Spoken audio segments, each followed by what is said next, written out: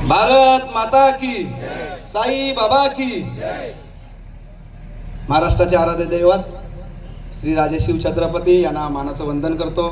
घटनेचे शिल्पकार डॉक्टर बाबासाहेब आंबेडकर यांना मानवंदन करतो. या रोहा नगरीचे ग्रामदैवत धावीर महाराज यांच्या चरणी नतमस्तक होतो. या भुवनेश्वर आणि वरसे ग्रामपंचायतचे ग्रामदैवत कालभैरव महाराज यांना नतमस्तक होतो. आणि ज्यांनी श्रद्धा आणि सबुरीचा मंत्र दिला असे साईबाबांना चे आशीर्वाद घेऊन आज भुवनेश्वर 41 गटाचा भारतीय जनता पार्टीच्या कार्यकर्त्यांचा जो निर्धार मेळावा आहे, या निर्धार मेळाव्यासाठी उपस्थित असणारे ज्यांनी रायगड जिल्ह्यामध्ये भारतीय जनता पार्टीचं एक मोठं नेतृत्व उभं केलं आहे आणि राज्यसभेचे खासदार आणि भारतीय जनता पार्टीचे जिल्हाध्यक्ष आणि विशेष करून रोह्यावर प्रेम करणारे आदरणीय धैर्यशील दादा पाटील यांचे तालुका अध्यक्ष म्हणून रोहा तालुक्यामध्ये मी मनापासून हार्दिक स्वागत करतो. ज्यांच्या नेतृत्वाखाली आणि मार्गदर्शनाखाली नेहमीच आम्हाला साथ असते असे आमचे श्रीवर्धनचे आणि भारतीय जनता पार्टीचे महामंत्री आदरणीय प्रशांतजी शिंदे साहेब यांचं देखील स्वागत करतो.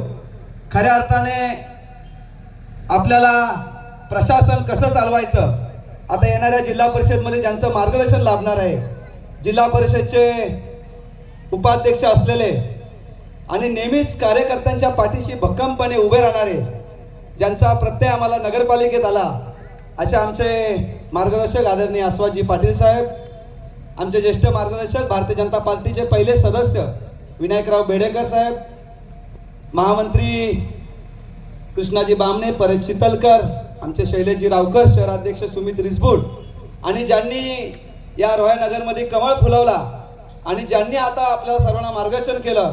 खऱ्या अर्थाने कार्यकर्ता कसा असावा, कार्यकर्ता तळागाळामध्ये जाऊन लोकांमध्ये शासकीय योजना कसा पोहोचवणार असावा, याचं मूर्तिमंत उदाहरण जर रायगड जिल्ह्यामध्ये द्यायचं झालं तर माझा सहकारी मित्र रोशन चापेकर असेल, आमच्या ज्येष्ठ मार्गदर्शिका आणि ज्यांनी भारतीय जनता पार्टीचं जो झेंडा आहे खांद्यावर अविरतपणे धरलाय अशा आमच्या मेघनाताई ओक असतील, जयश्रीताई भांड असतील, शहराध्यक्ष आमच्या मृणालताई पेंडसे असतील, महिला मोर्चाच्या अध्यक्ष रियाताई कासार असतील, आमच्या सायलीताई जोगडे असतील, आमच्या माजी सदस्य वाघमारेताई असतील, आमचे मार्गदर्शक अरुण वाघमारे साहेब असतील, कोलाडचे आमचे नागोठणे मंडल अध्यक्ष आणि युवा मोर्चाचं ज्यांनी तालुक्यामध्ये चांगलं काम उभं केलं आणि आता नागोठणे मंडल अध्यक्ष म्हणजे जबाबदारी पार पाडत आहेत आणि माझे 14 बूथ या जिल्हा परिषद ज्यांच्या जबाबदारीमध्ये आहेत असे माझे मित्र महेशजी ठाकूर असतील, सरपंच म्हणून आणि एक कार्यकर्ता म्हणून लोकांच्या पाठीशी उभे राहणारे आमचे तारुशेठ असतील,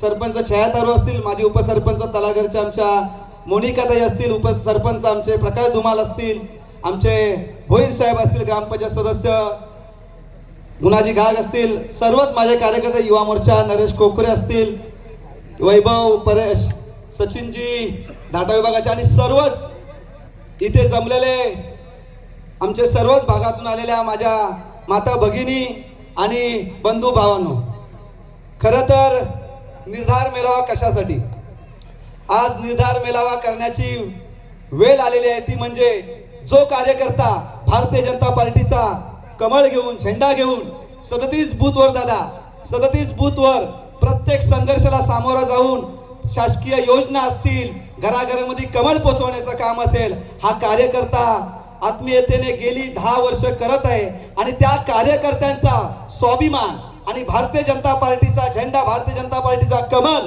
हा वर्षे भुवनेश्वर जिल्हा परिषद मध्ये घराघरात पोहोचवण्यासाठी सज्ज झालेल्या माझ्या कार्यकर्त्यांसाठी हा निर्धार मेळावा आहे. जो कार्यकर्ता आता सत्ता आपली तिन्ही पक्षांची आहे, वरचे नेते त्यांच्या चांगल्या पद्धतीने तिथे काम करत आहेत, परंतु खालचा कार्यकर्ता जेव्हा भारतीय जनता पार्टीचा कमळ घेऊन जात असतो त्यावेळी त्याला तिथे संघर्षाला सामोरं जात असतो आणि मग त्याचा स्वाभिमान कुठेतरी दुखावत असतो आणि तो स्वाभिमान त्याचा स्वाभिमान मिळवून देण्यासाठी हा आज निर्धार मेळावा आदरणीय धैर्यशील दादा पाटील यांच्या नेतृत्वाखाली मार्गदर्शनाखाली आयोजित केलेला आहे. खरं तर मी धन्यवाद देईन तत्कालीन पालकमंत्री आदरणीय रवींद्रजी चव्हाण साहेब यांना, माझ्यासारख्या सर्वसामान्य कुटुंबातील आलेल्या व्यक्तीला, युवा मोर्चाच्या जिल्हाध्यक्षाचा, त्यानंतर 2 वेळा तालुका अध्यक्षाची जबाबदारी एक सर्वसामान्य व्यक्ती जो राजकारणात कुठेच नव्हता त्या व्यक्तीला फक्त फक्त संघर्ष करण्याची ताकद आणि सर्वसामान्य लोकांसाठी झटणारा कार्यकर्ता म्हणून जी संधी दिली ती फक्त भारतीय जनता पार्टीमध्येच होतो आणि भारतीय जनता पार्टीमध्येच सर्वसामान्याला संधी मिळते याचं हे मूर्तिमंत उदाहरण आहे. आज प्रदेशाध्यक्ष रवींद्र चव्हाण साहेब यांच्या नेतृत्वाखाली प्रदेशामध्ये भारतीय जनता पार्टीचे कमल फुललेलं आहे. त्यांचं स्वप्न आहे शत प्रतिश भाजपा. त्यांनी मला खासगीमध्ये सांगितलं, आम्ही ज्यावेळी तुम्ही सर्व कार्यकर्ते ज्यावेळी पेटून उठाल ना त्यावेळी नक्कीच इथे झाले जो राजकारणाचा चिखल आहे ना त्या चिखलात कमल उगवल्याशिवाय राहणार नाही. हे त्यांचे शब्द अजून देखील माझ्या कानामध्ये विंबवत आहेत. आज माझ्या महामंत्र्यांनी आपल्याला दादा सांगितलं या ठिकाणी 14 ग्रामपंचायत येत आहेत. या 14 ग्रामपंचायती येत असताना 37 बूथ देखील येत आहेत आणि या दोन्ही पंचायत असोसिएट धाटाव पंचायत समिती असेल वरसे पंचायत समिती असेल या दोन्ही पंचायत समिती ज्या आहेत त्या श्रीवर्धन विधानसभा आणि पेण विधानसभा या दोन्ही विधानसभामध्ये एक सलोख्याचं नातं जे आहे ते या आमच्या रोहा तालुक्यामध्ये पाहायला भेटतं. आज तुमची अलिबाग जर विधानसभा पाहिली तर खऱ्या अर्थाने जी राज्यामध्ये युती आहे ती रोहा तालुक्याने आधीच घडवून आणलेली आहे. म्हणजे अलिबाग मध्ये शिंदे गटाचा आमदार, पेण मध्ये भारतीय जनता पार्टीचा आमदार आणि श्रीवर्धन मध्ये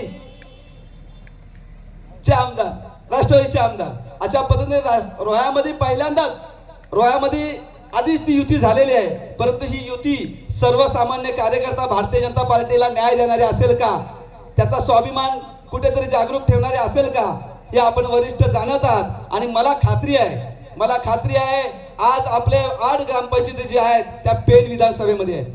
त्यातले 14 बूथ हे पेण विधानसभेमध्ये आहेत आणि 23 बूथ हे श्रीवर्धन विधानसभेमध्ये आहेत. 14 बूथला कमल दाबण्याची संधी मिळालेली आहे. कमलचं बटन 2 वेळा 14 बूथनी दाबलेलं आहे. 37 बूथनी देखील कमलचं बटन 2017 दाबलेलं आहे.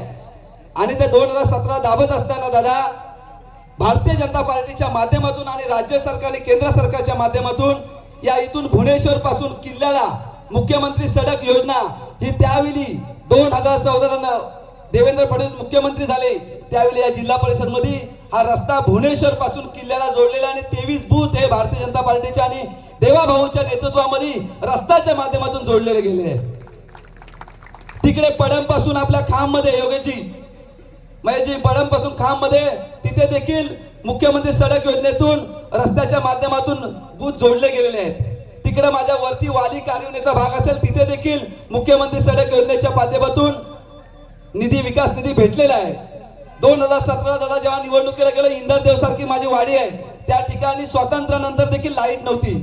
जेव्हा आम्ही प्रचाराला चालत गेलो तिथे लाईट नाहीये. त्यांना आम्ही सांगितलं नक्कीच भारतीय जनता पार्टीचं सरकार आले, मोदीजींच्या नेतृत्वात सरकार आले आणि पंडित दीनदयाल उपाध्यायच्या नेतृत्वाखाली स्वातंत्र्यानंतर जर तिथे लाईट पोहोचली असेल ती भारतीय जनता पार्टीच्या सरकारच्या माध्यमातून केंद्र सरकारच्या माध्यमातून पोहोचली. हा केंद्र सरकार आणि राज्य सरकारने केलेला विकास जो आहे हा विकास लोकांना आता 10 वर्षानंतर खुणावतोय की आमचा विकास आम्ही जिल्हा परिषद सदस्य निवडून न देता आमचा झालेला आहे आणि आता आम्हाला कमळाला मतदान करायचं आहे. आम्हाला कमळाचा उमेदवार पाहिजे. हा कुठल्या व्यक्तीसाठी नाही आहे. हा व्यक्तीसाठी उमेदवारी मागत नाही. कार्यकर्त्यांच्या लढाईसाठी आहे, कार्यकर्त्यांच्या स्वाभिमानासाठी आहे आणि भारतीय जनता पार्टीच्या अस्तित्वासाठी ही लढाई आहे.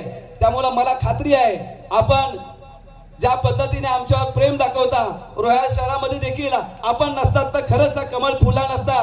धैर्यशील दादा तुमचा आज या सर्वांच्या वतीने तालुक्याच्या वतीने मी मनपूर्वक जाहीर आभार व्यक्त करतो की आपण पाठीशी उभी राहिला नसतात तर आज आम्हाला या कार्यकर्त्यांच्या संघर्षात ना कमळ फुलवताना दिसलं नसतं. परंतु या सर्व व्यासपीठाचा धन्यवाद देतो, सर्व नागरिकांचे धन्यवाद देतो.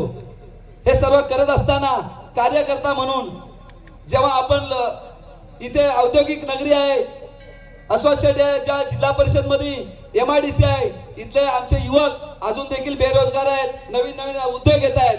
परंतु त्या ठिकाणी मला खात्री आहे आपलं सरकार दोन्ही ठिकाणी आहे परंतु या ठिकाणी जिल्हा परिषदवर देखील आपले जेव्हा सरकार येईल तेव्हा आपल्या माध्यमातून नक्कीच आपल्या युवकांना रोजगार आपला उपलब्ध करून द्याल ही आशा बाळगतो. आणि शेवटी जाता एवढंच सांगतो विकासासाठी कुठेतरी कमी पडलो असलो तरी विकास हा आपण प्रत्येक गावामध्ये टाकलेला आहे. धैर्यशील दादा आता आहेतच. 2017च्या वेळी परिस्थिती वेगळी होती. आता आदरणीय रवींद्र पाटील साहेब देखील आमदार आहेत, धैर्यशील दादा खासदार आहेत.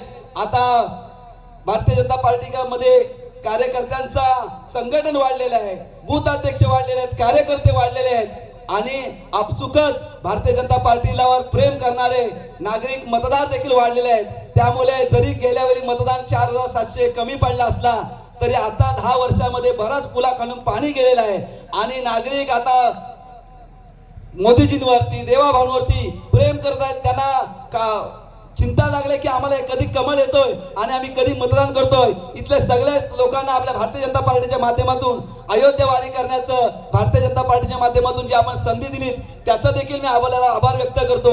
आणि जाता आता एवढंच सांगतो दादा, जे का रंजले गांजले त्यासी म्हणे जो आपुले, त्याची साधू ओळखावा तेथेची देव जाणावा, अशा उक्तीप्रमाणे भारतीय जनता पार्टी शोषित पीडित दलितसाठी काम करत असते. पंडित दीनदयाळ उपाध्यायांची जी शिकवण आहे की शेवटच्या घटकापर्यंत योजना सरकारच्या सर्वसामान्यांपर्यंत पोहोचल्या पाहिजे आणि त्या सर्वसामान्यांसाठी योजना आपल्या सरकारने आणून दिलेल्या आहेत आणि सर्वसामान्यांच्या अकाउंटमध्ये पैसे टाकलेले आहेत. आणि आता त्या नागरिकांची इच्छा आहे की या भारतीय जनता पार्टीमध्ये भुवनेश्वरमध्ये कमळ चिन्ह कधी येते आणि आम्ही कमळाचं बटन कधी दाबतोय, एवढंच त्यांची इच्छा आहे. त्यामुळे कार्यकर्त्यांसाठी, कार्यकर्त्यांच्या स्वाभिमानासाठी आणि भारतीय जनता पार्टी वरच्या जिल्हा परिषद मध्ये भारतीय जनता पार्टी वाढण्यासाठी आपण कमल या उमेदवाराला संधी द्याल एवढीच अपेक्षा बाळगतो आणि माझे वाढलेले शब्द थांबवतो. जय हिंद, जय महाराष्ट्र, जय श्रीराम. निवडणुकीमध्ये जय पराजय असतोच, त्याच्यामध्ये काय कुठे गुणांकन मानांकनाचा काही विषय नाही. मतदार आज उद्या वाढत राहतील. आज 4,500 होतील, ते आता 7,500, 8,000, 9,000 कशी होतील ती बघ. परंतु एक विनंती आहे माझी पण तुम्हाला सर्वांना, उभा राहिल्यानंतर कोणाचं वाटोळं होते त्याचा अभ्यास करून मात्र उभा राहा. तर उगीच उभा राहून कोणाचं चांगलं होत असेल तर मेहरबानी करून उभा नको. उभा राहायचं ना, पण एखाद्याचा वाटोळं करूनच उभा राहा. मान्य आहे की तुम्हाला सगळ्यांना? हां, राग काढायचा तर परफेक्ट काढू आपण. आपण काय कोणावर टीका करायची नाही, आपण कोणावर बोलत नाही. आपण कोणाला वयाची मर्यादा आहे, पदाची मर्यादा आहे ती आपण राखून बोलतो. आपण जी काम करू त्या कामाच्या वरच बोलायचं आहे, जी काम करणार आहोत ती बोलायचं आहे. काम करताना तुम्हाला जिल्हा परिषदेत भाजप सत्तेत असल्याशिवाय कोणालाही पर्याय नाही. भाजप हा 100% जिल्हा परिषदेच्या सत्तेमध्ये राहणारच आहे. त्याच्यामुळे मी निवडून येतो की नाही, शिंदे साहेब निवडून येतात की नाही, हा फरक नाही. पण आम्ही आमचा निवडून आला तरी तो आमची कामं करणार आहे. आम्ही निवडून आलं तरी त्याची कामं करणार आहेत. म्हणजे कामं करायला कुठल्याही पद्धतीची अडचण होणार नाही. आणि आपलं काम करताना पक्ष नेतृत्वाला तुझ्या वतीने मी विनंती करतो किंवा दुसऱ्याचं ऐकून इथे काम करू नका. संघटनेचं ऐकून संघटनेचं काम करा, तर तुमची संघटना वाढेल. त्या दृष्टीने तुम्हाला पावलं उचलावी लागतील. मुख्यमंत्री आपले आहेत, पंतप्रधान आपले आहेत, बरेचसे मंत्रिमंडळात मंत्री आपले आहेत. त्याच्यामुळे काम कशाच्या जीवावर करणार हे सांगण्याची काय तुम्हाला गरज नाही. की करताना कुठला पाहिजे, पर्यटन पाहिजे ते पण आणू, कुठला विकास पाहिजे तुम्हाला, ग्रामविकास पाहिजे तिथून पैसे आणू. ते आणण्यासाठी काय आपल्याला कोणाला विचारायची गरज नाही. आपण तो निधी आणू. जिल्हा परिषदेच्या निवडणुका, सर्व निवडणुका एका पाठोपाठ एक लागल्यामुळे कदाचित निधीचं वाटप योग्य झालं नसेल, जिल्हा नियोजनचं वाटप योग्य झालं नसेल. पण आगामी काळामध्ये या सर्व गोष्टींचं वाटप निश्चितपणे विकासाच्या दृष्टीने होईल. जर जिल्हा परिषद नाही झाली तरी आपण यावेळेस वाटप व्यवस्थित करू. ज्या गावामध्ये आपल्याला मतं आहे पाहिजे तिथे आपण काम करायचं आहे. आपण काय, मी नेहमीच सांगतो, मी तर बाबा समाजसेवेचा कुठलाच ठेका घेतलेला नाही आणि आयुष्यात समाजसेवा मी केलेली नाही. आपण जातो ते स्वार्थासाठी जातो. आपला उद्देश क्लीन आहे की हे काम केलं त्याच्या बदली मला मत पाहिजे. उगीच खोटं सांगण्यात अर्थ नाही. मी समाजकारण करतो. समाजकारणाची व्याख्या वेगळी आहे. स्वतःच्या उत्पन्नातून केलेलं काम आणि त्याच्या बदल्यात कुठलाच मोबदला मागितला नाही तर ती समाजसेवा होते. ताकाला जाऊन भांडं मला लपवता येत नाही. आम्ही काम करणार तर ठोक मतं घेणार, हा आमचा फंडा आहे. त्या पद्धतीने चालावं लागेल, नाहीतर काय होणार नाही. समाजसेवेमध्ये मग कर समाजसेवा, तुला मतं कोण देणारच नाही. आपण जिथे पण जातो तर आपला स्वार्थ आहे. पक्ष वाढला पाहिजे. संघटनेच्या वाढीच्या दृष्टीने आम्ही सर्व मंडळी आहोत. आज जवळजवळ 10-12 जिल्हा परिषदचा आम्ही आढावा घेतला, जवळजवळ संपत आले. सगळीकडे परिस्थिती चांगली आहे. कार्यकर्त्यांनी फक्त तो जोश तसाच ठेवायला लागेल. घरोघरी जाऊन प्रचार यंत्रणा लावायला लागेल. जिथे कमळ पोचलं नाही तिथे कमळ पोचवावं लागेल. उमेदवार कोण आहे मला माहीत नाही. आपण ही सीट मागितलेली आहे आणि त्या पद्धतीने आपण कामकाज करतो. आज धैर्यशील पाटील, मी, शिंदे साहेब, आम्ही सगळे, धारप साहेब, चव्हाण साहेब, देवेंद्रजी वगैरे तर आहेतच बरोबर, पण संघटना वाढवण्याच्या दृष्टीने आम्ही 100% तुमच्या बरोबर आहोत. सीट आहे नाही आहे, जिल्हा परिषद आहे नाही आहे, कामासाठी आम्ही कटिबद्ध आहोत, पण त्यातून कार्यकर्ता आणि पक्ष दोन्ही वाढले पाहिजेत. आज आम्हाला इथे बोलवलं आणि विचार मांडण्याची संधी दिली, त्याबद्दल सर्वांना मी धन्यवाद देतो आणि माझे विचार संपवतो. जय हिंद, जय महाराष्ट्र. धन्यवाद साहेब. बीसीचे अध्यक्ष आणि भारतीय जनता पार्टी दक्षिण रायगडचे महामंत्री सन्माननीय प्रशांतजी शिंदे साहेब यांना विनंती करतो की आपण उपस्थितांना मार्गदर्शन करायचं आहे.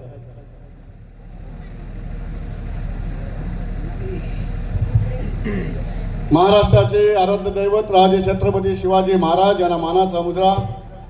15 दिवसापासून दक्षिण रायगडमध्ये छोटे मोठे निर्धार मेळावे अश्वाजी पाटील, धैर्यशीलदादा पाटील यांच्या नेतृत्वाखाली आम्ही घेतोय.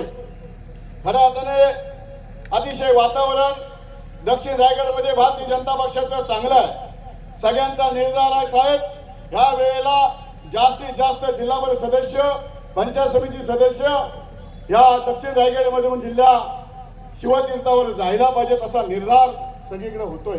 मगाचपासून सगळेजण ओरडतायत की आम्ही जे आगे बढो हम तुम्हारे साथ है. आम्ही पण तेच सांगण्यासाठी आलेलो, आम्ही जे आगे बढो, आम्ही सर्वजण तुमच्या सोबत आहोत. खऱ्या अर्थानं आम्ही निर्धार केलेला आहे.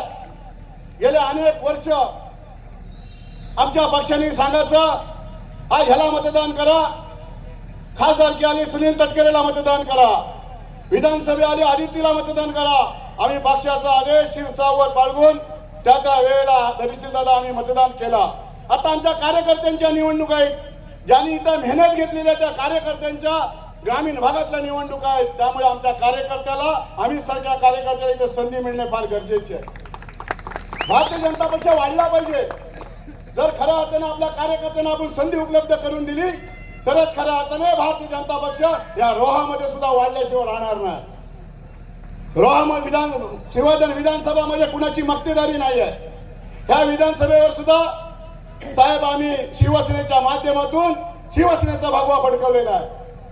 जर का तुमच्या आमची सगळ्यांची साथ मिळाली तर हा म्हणता परत एकदा या शिवसेना विधानसभेवर कमळ फुलवल्याशिवाय आम्ही राहणार नाही. हे आम्ही वचन देण्यासाठी आम्ही इथं आलेलो. खऱ्या अर्थाने आम्ही जी काय गेल्या 8-9 वर्ष सातत्याने या जिल्हा परिषद गटामध्ये काम करतायत.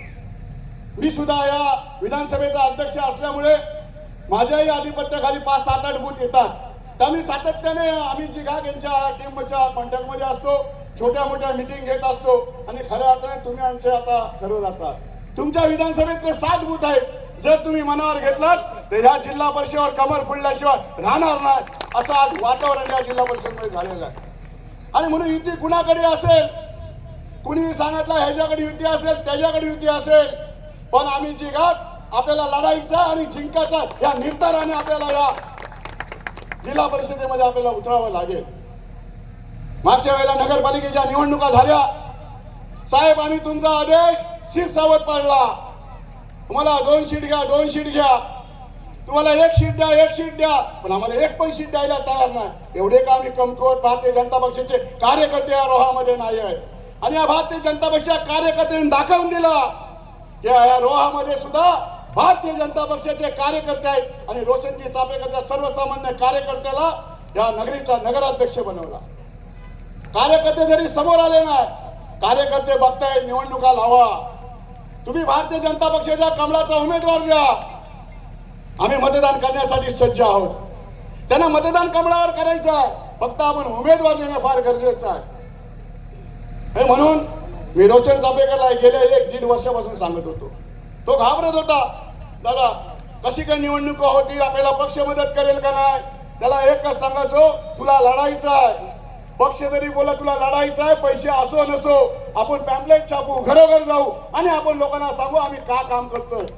हे देशाचे पंतप्रधान नरेंद्रजी मोदी साहेब आहेत, हे राज्याचे मुख्यमंत्री देवेंद्रजी फडणवीस यांनी केलेलं काम, त्यांनी दिलेल्या योजना आपण लोकांपर्यंत घेऊन जाऊ आणि सांगू कमळाला मतदान का करा.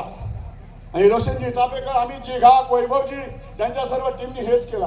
अतिशय चांगल्या प्रकारच्या योजना आपल्या सरकारच्या घरोघर पोहोचवल्या, लोकांना लाभ दिला आणि हा म्हणता जवळजवळ 350 पावणे 400 मतांनी रोशनजी चापेकर या विभागातून नगरसेवक झाले.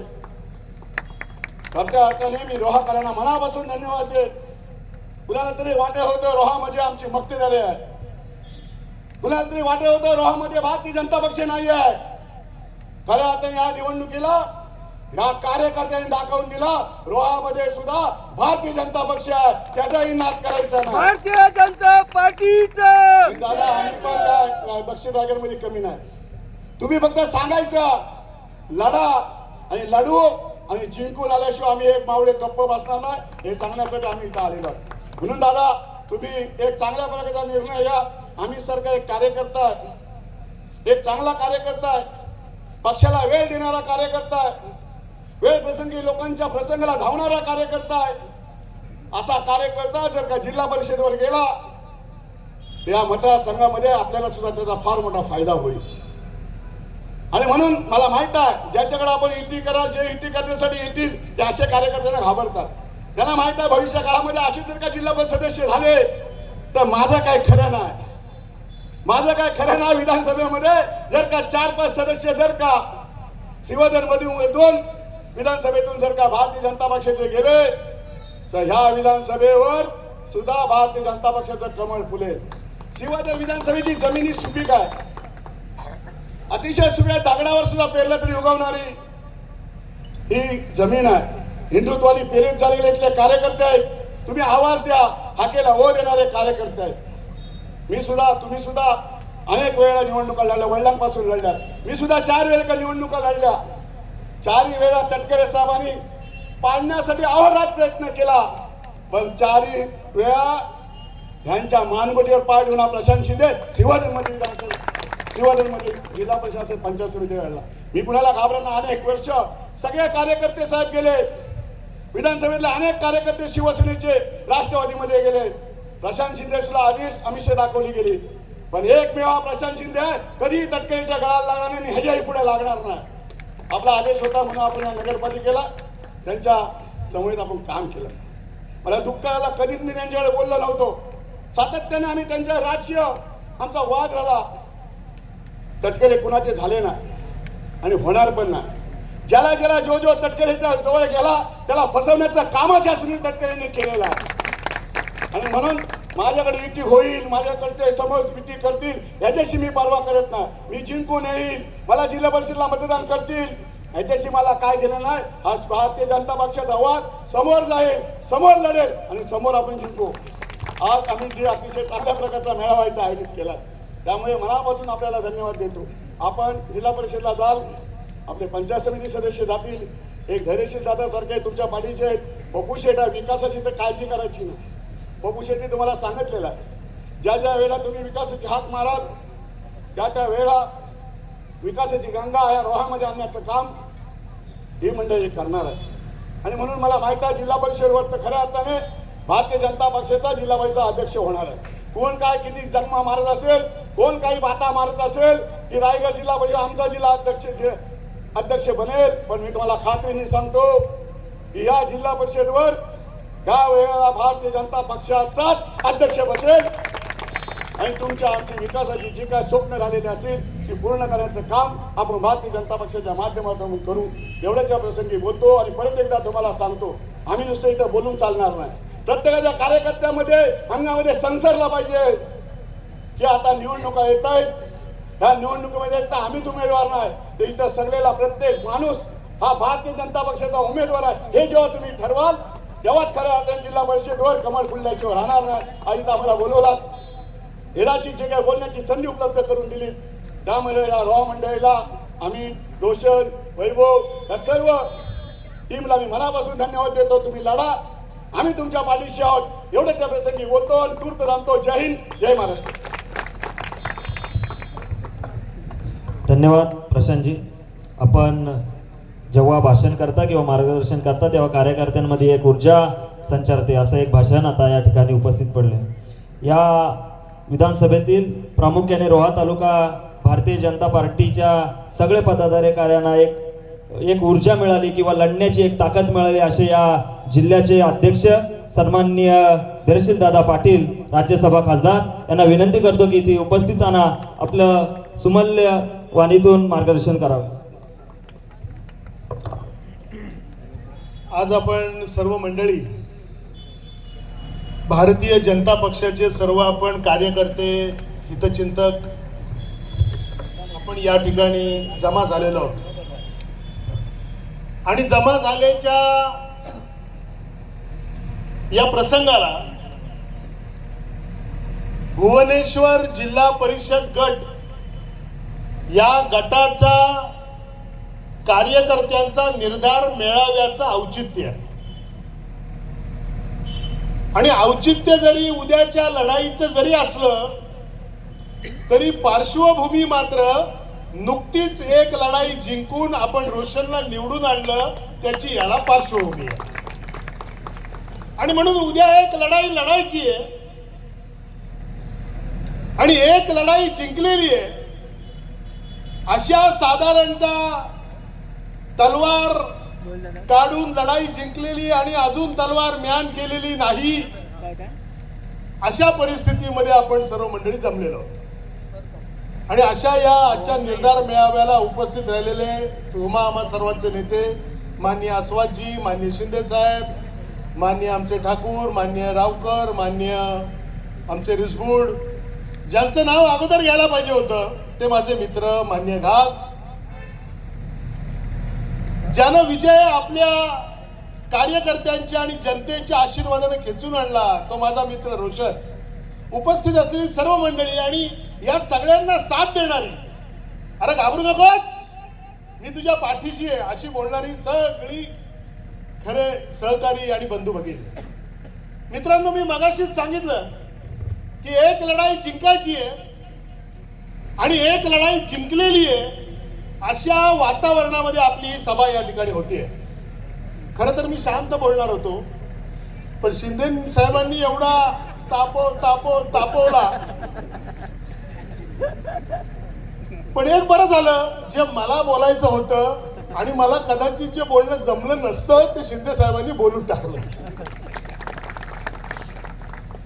त्यामुळे त्यांच्या वाक्याशी, सर्वच वाक्याशी मी सहमत आहे असं मी जरी बोलू शकलो नाही तरी तुमच्या मूळ भावनेशी मी पक्का एकरूप आहे. मित्रांनो, मी मगाशीच या ठिकाणी सांगितलं की या जगामध्ये जो कुस्तीमध्ये जो सुवर्ण पदक जिंकतो तो गावामध्ये येऊन माझ्यासारखा पैलवान कोणताच नाही अशा पद्धतीची द्वाही फिरवत असतो. आणि मग एखादा कोणतरी लहानसा पैलवान येतो आणि तो त्याला देखील चितपट करू शकतो असा हा जनतेचा असलेला दरबार आहे. या राजकारणात कुणी कुणाला गृहीत धरू नये. रोशनची काय किंमत आहे हे ज्यांना ज्यांना या ठिकाणी वाटलं त्यांना जनतेने चपराक दिली. मी तर म्हणेन रोशन स्वतःच्या कर्तृत्वावर निवडून आलाय ही गोष्ट तर मला मान्य करावीच लागेल. पण ही झाली एक बाजू. मला काय वाटतं की धावीर महाराजांनी आशीर्वाद तर रोशनला दिलाच, इथे द्वारका माईमध्ये स्थित असलेल्या साईबाबांनी तर आशीर्वाद दिलाच, पण यांच्या आशीर्वादासोबत सर्वसामान्य जनतेने सुद्धा रोशनला या ठिकाणी आशीर्वाद दिला. त्याच्या सोबत ते रस्त्यावर फिरले नाहीत. रस्त्यावर फिरलं का? रोशनची रॅली जाम मोठी झाली अशी बातमी आली कधी? आली म्हणजे माणसं होती पण एवढी नव्हती. पण लोकांनी लोकांचं काम केलं. मी परत एकदा सांगतो बघा, मी राजकारण, परंपरागत राजकारण पाहण्याचा मला देवाच्या कृपेनं योग आला. लहानपणापासून बरीच राजकीय स्थित्यंतरं मी पाहिली, त्याचा अर्थ लावण्याचा मी प्रयत्न केला. त्याच्यातून मला एवढंच कळतं की सर्वसामान्य माणूस जेव्हा एखाद्या सर्वसामान्य माणसाच्या पाठी राहतो तेव्हा तो भल्या भल्यांना सुद्धा या ठिकाणी प्रतिस्पर्धा या ठिकाणी तयार करू शकतो. अशी राजकारणाची या ठिकाणची असलेली परिस्थिती आहे. आणि म्हणून रोशनचं झालं म्हणजे रोशन निवडून आला ही काय फार मोठी गोष्ट नाहीये. एक व्यक्ती रोशन म्हणून निवडून आला असेल, पण याचा अर्थ काय? याचा अर्थ एवढाच की गृहीत धरणाऱ्या प्रत्येकाला या ठिकाणी जनतेनं इथे नाकारलेलं आहे, त्यांनी चपराक दिलेली आहे. तुम्ही बोलाल ते सर्वच्या सर्व खरं, सगळेच मानतील आणि सतत मानतील असं काही होऊ शकणार नाही, असा त्याचा अर्थ आहे. आणि म्हणून मी अमितजी घाग यांना सुद्धा मी मनापासून या ठिकाणी शुभेच्छा देईन. अमितजी घाग यांच्या सर्व गोष्टींशी मी मनापासून या ठिकाणी सहमत आहे. परंतु मी एका पक्षाचा अध्यक्ष आहे. शेवटी कसं आहे, मी तुम्हाला डोळा मारू शकतो, मी डोळा मिचकवू शकतो, परंतु निर्णय घेताना काही योग्य प्रक्रियेतून आपल्याला या ठिकाणी जावं लागेल. आपल्याला पहिल्यांदा आपल्या मित्रांना विचारावं लागेल की बाबांनो, रोशनच्या वेळी जी चूक केली ती परत चूक नाही ना करणार, हे मला विचारावं लागेल. त्या विचारण्याची उत्तर काय येतं हे मला माहित नाही, पण एक गोष्ट लक्षात घे, त्या प्रक्रियेतून जावं लागेल.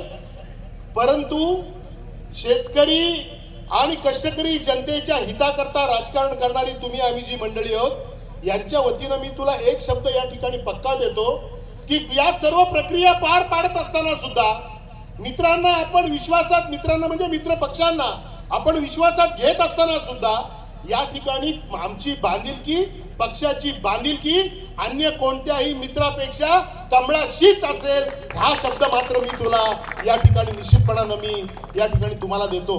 आणि म्हणून मी तुम्हा सर्व मंडळींना सांगेन की निवडणुका आत्ता होत आहेत का, उद्या होत आहेत का, मित्रपक्ष हा राहील का, मित्रपक्ष तो राहील का, खरं सांगू मित्रपक्ष आपल्याला कोण मिळतील याची फारशी चिंता या ठिकाणी करू नका आणि त्याच्यावर अवलंबून राहू नका.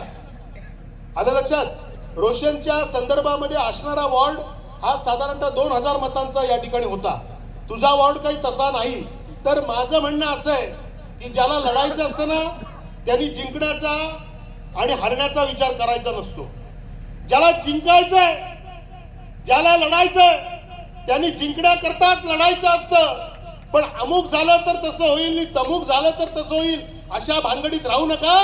ज्याला आपलं नाव या ठिकाणी जनतेशी जोडायचंय, ज्याला जनतेचं हित या ठिकाणी करायचंय, मोदीजींनी दिलेल्या योजना ज्यांना या ठिकाणी लोकांपर्यंत पोहोचवायच्या आहेत, त्यांनी कामाला या ठिकाणी सुरुवात करा.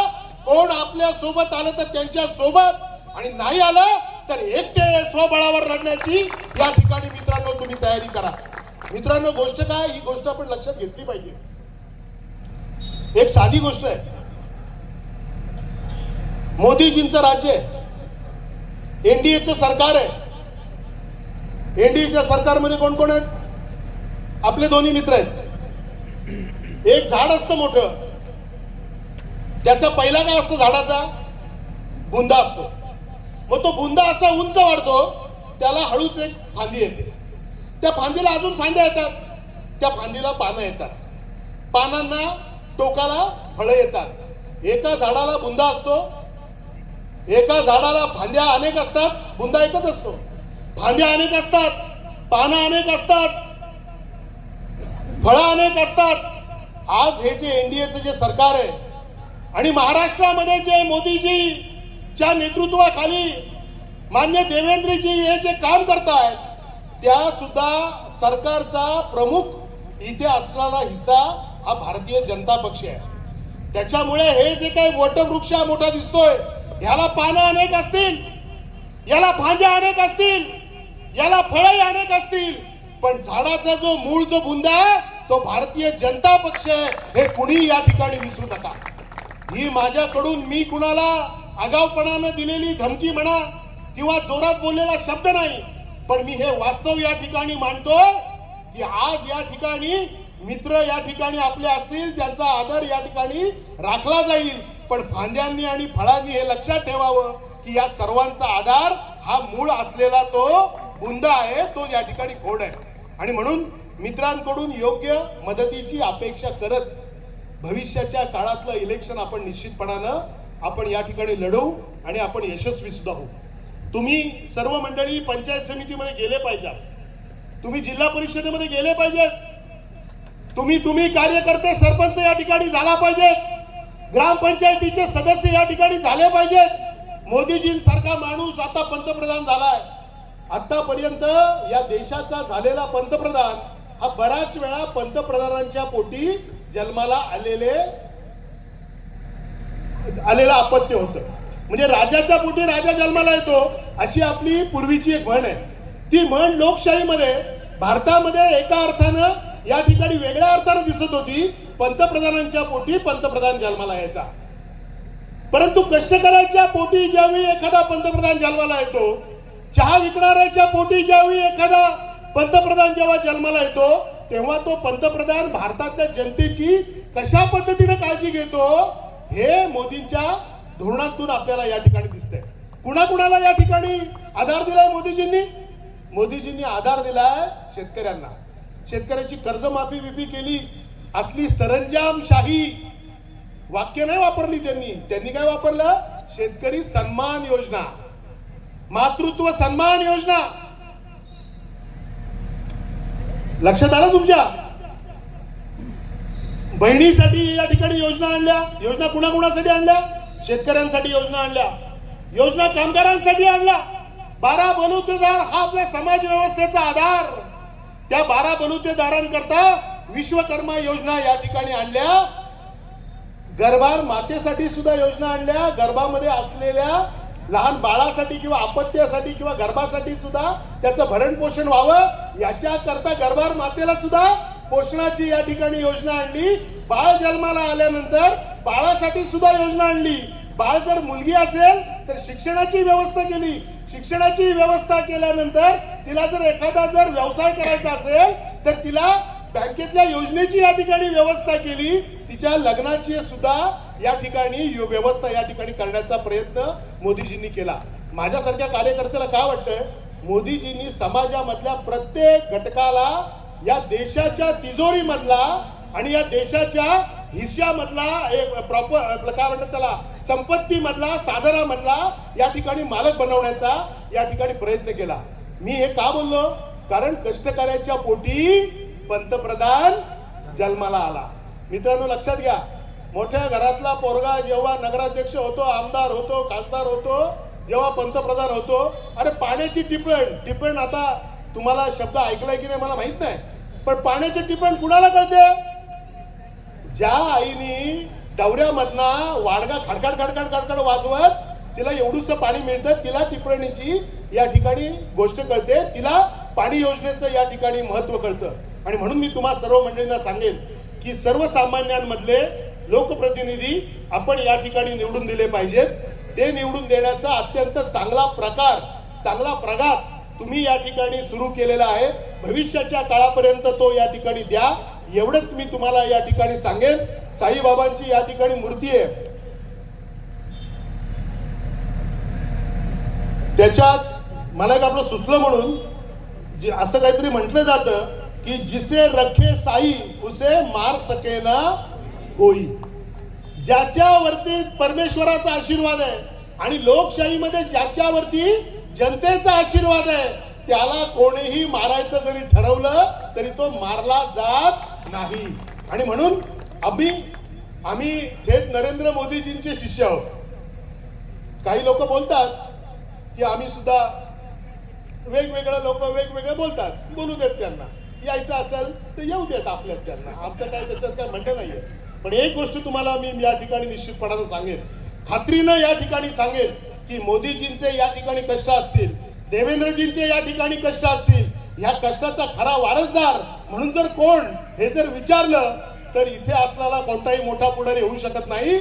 तो या ठिकाणी रोशन आणि अमित आणि ही तुम्ही आम्ही पोरोटोरच या ठिकाणी होऊ शकतो. ही गोष्ट या ठिकाणी लक्षात घ्या. आणि म्हणून तुम्ही सुद्धा ताठपणाने सांगा, ताठपणाने की आम्हाला आमचा हिस्सा मिळाला पाहिजे. कशा करता? टक्केवारी खाण्याकरता नाही, ते आपण कधी करायचं नाही. लोकांनी एवढ्या मोठ्या ताकदीच्या विरोधात आपल्याला जेव्हा निवडून दिलंय तेव्हा लोकांच्याही आपल्याकडून काही अपेक्षा आहेत. त्या अपेक्षा आपल्याला या ठिकाणी खात्रीनं आपल्याला पूर्ण या ठिकाणी कराव्या लागतील. आणि जेव्हा तुमचे मित्र तुमच्याशी जेव्हा चर्चा करायला येतील तेव्हा त्यांना सांगा की आमच्या कष्टाचा असलेला राजकारणाचा हिस्सा हा जनतेच्या हिताकरता, जनतेची सेवा करण्याकरता ज्या मोदीजींनी वेगवेगळ्या योजना, ज्या या ठिकाणी देवेंद्रजींनी वेगवेगळ्या योजना गोरगरिबांकरता या ठिकाणी आणल्या, त्या सर्वच्या सर्व योजना आम्हाला गोरगरिबांपर्यंत जर पोहोचवायच्या असतील तर आम्हाला सत्तेमधला वाटा या ठिकाणी मिळाला पाहिजे. ही भूमिका मित्रांनो भविष्याच्या काळात घेऊयात आणि ती भूमिका घेण्याकरता तुमचा अध्यक्ष म्हणून मी निश्चितपणानं प्रयत्न करीन. एवढंच या ठिकाणी मी सांगेन. कामगार क्षेत्रामध्ये काम करत असताना काही मंडळी घोषणा द्यायचे, त्यावेळी एक असं ते वाक्य बोलायचे की हम मेहनत कश जब जगवालों से अपना हिस्सा मांगेंगे. आपण कष्ट करणारी मंडळी होते, कष्ट करतो, घाम गाळतो. हम मेहनत कश जब जगवालों से अपना हिस्सा मांगेंगे म्हणजे काय, ही मोठी मोठी मंडळी जेव्हा तुमच्याशी येतील युती करायला आणि मग बोलतील की एक सीट घ्या, तुमची ताकद नाही वगैरे वगैरे असे डायलॉग बोलतील, त्यावेळी हा डायलॉग तुम्ही त्यांना सांगितला पाहिजे. हा मेहनत कश, आम्ही कष्ट करणारी मंडळी आहोत, आम्ही घाम गाळणारी मंडळी आहोत, आम्ही शेतावरती समाजामध्ये आम्ही काम करतो आणि म्हणून आम्ही लोकांचं मत मागण्याकरता स्वतःला जेव्हा पात्र समजतो. हम मेहनत कश जब जग वालों से अपना हिस्सा मांगेंगे, एक बाग नहीं, एक खेत नहीं, हम सारी दुनिया मांगेंगे. या भूमिकेनं मित्रांनो तुम्ही आम्ही मंडळींनी या ठिकाणी पुढे जाऊयात. एवढंच या ठिकाणी सांगतो. आपला 41 भुवनेश्वर जिल्हा परिषद गट भव्य निर्धार मेळावा हा जसा आपण राखला तसा विजय मेळावा करण्याचं भाग्य या ठिकाणी देवानं आम्हाला द्यावं एवढीच या ठिकाणी वीरेश्वराकडे प्रार्थना करतो, दहावीर महाराजांकडे प्रार्थना करतो आणि थांबतो. नमस्कार.